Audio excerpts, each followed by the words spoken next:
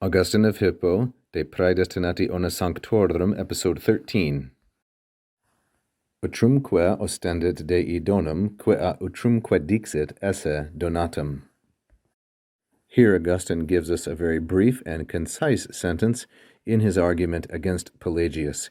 He was, you will recall from the previous episode, just citing Philippians 1:29, which says roughly, "It has been granted to you both to believe in Christ and to suffer for him."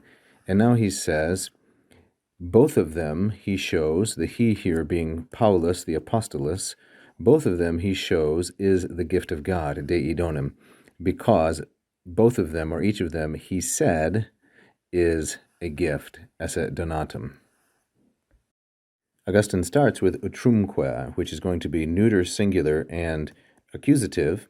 It's going to be the subject of an implicit esse, because what we have here is oratio obliqua, or indirect discourse, oratio obliqua. He starts with the neuter singular accusative and then goes to the verb ostendit. This is, of course, a third singular. Now, is it present or perfect?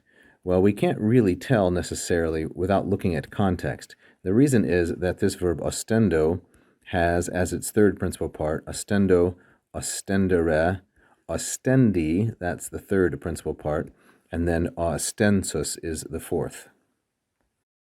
And that means for this particular verb, the third singular present and the third singular perfect are indistinguishable. But I think we want to take it as a perfect because dixit is a perfect as well. So we would say, both of them he showed, ostendit, is the gift of God. So Dei masculine singular, genitive of possession, and donum a neuter singular accusative, agreeing with utrumque, or utrumque agreeing with donum. He has shown that each is a gift of God because quia each, or both, he said, is a gift, esse donatum, or is bestowed. So something that is donatum is, of course, a donum. It has to be donatum if it's going to be a donum. And this then is neuter singular accusative. Perhaps we want to understand the esse that I suggested was implicit here. Perhaps we want to understand it as supplied by the esse there. That's certainly fine. So we have two verbs, ostendit and dixit. Each introduces indirect statement. You'll notice the construction of these two clauses is very similar.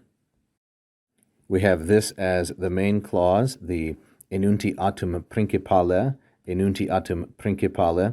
and we have this as the subordinate clause as introduced by quia, and so that is the enuntiatum subordinatum, the subordinate clause. But again, their construction is very similar. Utrumque corresponds to utrumque, ostendit corresponds to dixit, Dei has no correspondence, donum corresponds to donatum, and of course esse stands alone. So Dei goes over here, and esse goes over here. If you enjoyed that little video lesson, please go ahead and subscribe for us, click the bell, and so forth. Check out the other videos on this page, leave a comment, and please be sure to check out our Patreon page as well.